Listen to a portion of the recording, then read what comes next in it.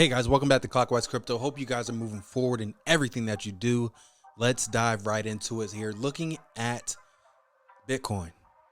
Bitcoin is sitting here at $29,293, holding strong under $30,000. Now, I'm going to get a lot of slack for this.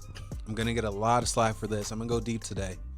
I think that there was not enough pain yet after this first leg. We look at this first leg that dropped here, this first leg that this major leg where it broke through. I don't think that's enough pain. I think we have another level to go, and that's what I truly believe. This is major divergence right here, and to be honest with you, there's not enough pain yet. There's not enough pain in the markets because people didn't really believe. People thought, oh, that was it. It was kind of, that's what I feel like. Like, I feel like the fact that there was still hope is one indicator that we have another leg to go. Now, this isn't a popular opinion. You're not going to hear a lot of people saying, expect more pain. You're not going to hear it. But I do think that it is to come, and that's something that you should be paying attention to. So taking a look at Ethereum is priced at $1,905.55. Ethereum, if you look at the charts on Ethereum, respected at a similar level, it's gonna pretty much do the same thing. So made a leg down, pull back, rejection at $2,000, and really gave it another leg down. So definitely something to pay attention to. 100%. Now, looking at the crypto fear greed indicator, this is an obvious sign that there's more ways to go to the downside. 64% greed. People are FOMOing in, thinking they missed out. Seeing what we see, I don't think it's a bad idea to brace yourself for another drop to the bottom. Okay? I don't think it's a bad idea. And that's just me. And that's just what I'm doing. That's what we're doing here at Clockwise Crypto. That's just, my prerogative. That's just based off of my analysis. I don't think that was it. And the fact that people are FOMOing in, the fact that, we're seeing, a ton of, selling pressure, despite, seeing, some bullish pressure, I don't think it's a bad idea. Now, I'm looking at this level. I'm looking at the level here. This is Ethereum. I'm looking at the level. Let's see. It peaked up here. We can move it up a little bit. I'm looking. I'm paying attention.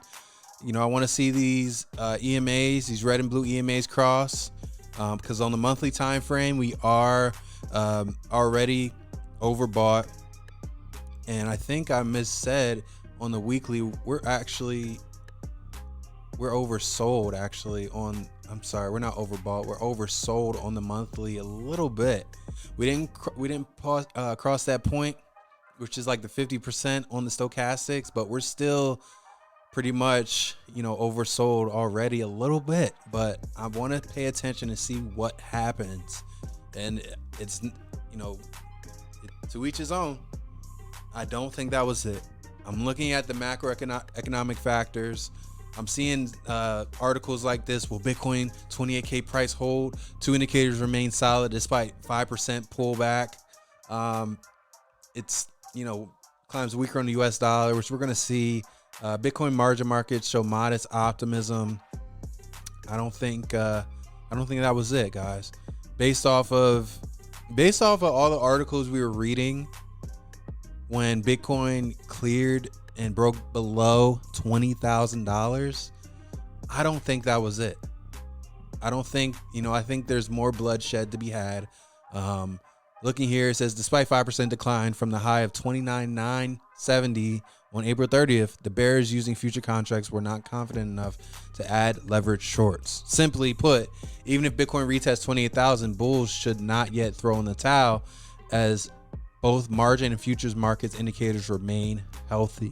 So they're seeing, we're seeing, globally, from, you know, especially leverage traders, that people aren't sold of the drop yet. I see that sentiment, but I think you should pay attention to Ethereum. I do think Ethereum's a clear setup. Bitcoin will follow. You know, not follow, but it'll pretty much you know, dictate what's happening for Ethereum. But I do think it's a clear setup on Ethereum of what's to come. We have the 3 touches. That's, you know, it was actually the 3rd touch we were looking for when we had the counter trend line going this way.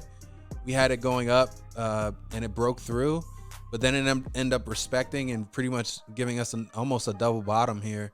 But we have the 2 touches that we looked for previously before we saw the break. 1, 2. So this 3rd one, down. Pay attention to that. That alone will confirm, you know, we'll see. We won't see as near as a drop on Bitcoin, but we definitely will see a drop if this plays out. But this will play out if Bitcoin drops. So I don't want to make it seem like, you know, if, Bitcoin's following Ethereum, because we know that's not true. But I do think that it's a clear picture that's being painted on Ethereum at this time, is what I'm saying. So pay attention to that. That's what we're paying attention to, guys. And just brace yourself. That's what I'm doing. I don't buy into this greed. I don't buy into this FOMO. I'm looking at everything that's happening, macro, everything that's happening. And what I'm seeing is, I don't think that was it. I think there's more to this story versus going to the moon. From there, I do not think that's going to happen. And this is with me seeing inverted head and shoulders on Bitcoin. That is with me seeing that. We have inverted head and shoulders on Bitcoin. I see it. I hear what you're saying, and I get both points.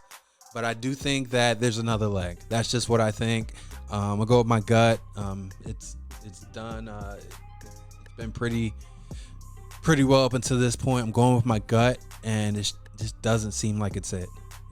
The economic conditions are way different from last bull run, the start of bull run. And to be honest with you, in December, I remember it was like, I think December 2018, it kept going. Like there was like, okay, we're down. That's it. It got to, I think it was hanging around 4,000 to 6,000, and then boom, dropped down to 2,900 to 3. So let me see if we can go actually see that.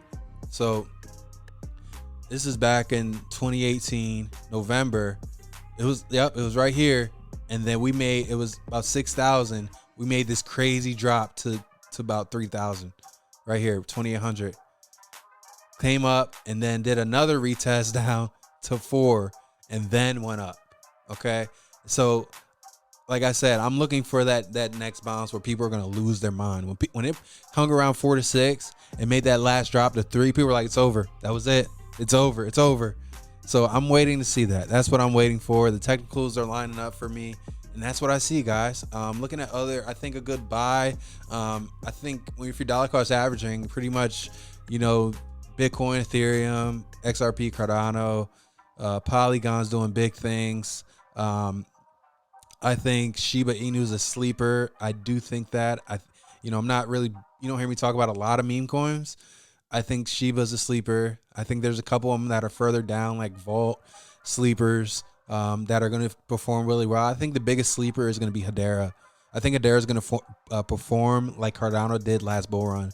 I think Hedera has massive potential, and despite the community, I think that Hedera is a sleeper.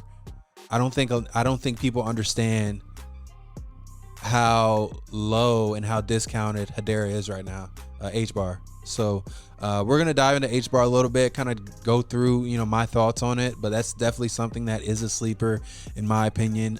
Really not talked about a lot. And I don't really do TA on, you don't see me do a lot of TA on coins that aren't in like the top 20 because really it's really sporadic. It's more choppy. But I definitely think H-bar is a sleeper and people should definitely pay attention to it, guys.